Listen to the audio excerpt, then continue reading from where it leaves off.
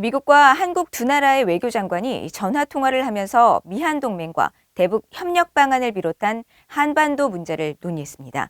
특히 인도주의적 계획 모색에 합의했다고 국무부가 밝혔는데, 앞서 미국 국무부 고위당국자는 미국의 대화 제의에 대한 북한의 호응을 거듭 촉구하면서 인도적 지원에 대한 북한의 긍정적 반응이 필요하다는 점을 강조했습니다. 첫 소식 함지하 기자가 보도합니다.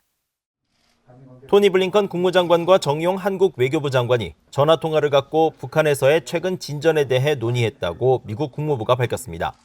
두 장관은 특히 한반도에 대한 인도주의적 계획 모색에 합의했으며 한반도의 완전한 비핵화와 항구적 평화 정착에 대한 의지를 재확인하고, 블링컨 장관은 남북 대화와 관여에 대한 미국의 지지를 확인하면서 인도 태평양 지역과 전 세계 안보의 번영과 증진에 미한 동맹이 중요하다는 점을 강조했다고 국무부는 전했습니다.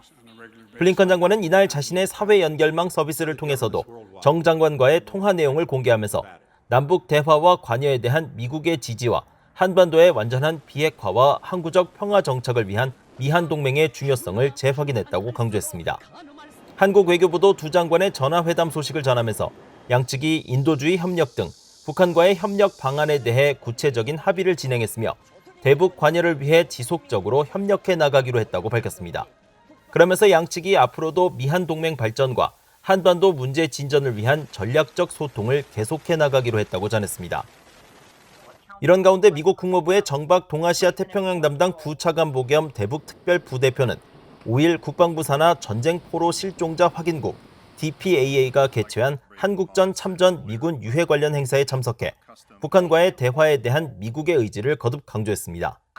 박 부차관보는 미국은 언제 어디서든 전제 조건 없이 만날 준비가 돼 있다는 바이든 행정부의 입장을 재확인하고, 지금까지 북한과 실질적인 접촉은 없지만 북한과 어떻게 연결할 수 있는지 계속 살피고 모색할 것이라고 밝히고, 바이든 행정부는 미군 유해 수습 등 모든 문제에 대해 북한과 대화할 의향이 있다는 점을 분명히 했다고 거듭 강조했습니다.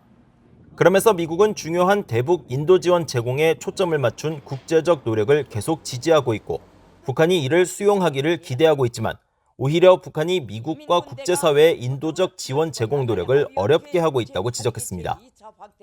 But the DPRK has created significant barriers to the delivery of assistance by closing its borders and rejecting offers of international aid, while also limiting the personnel responsible for implementing and monitoring existing humanitarian projects.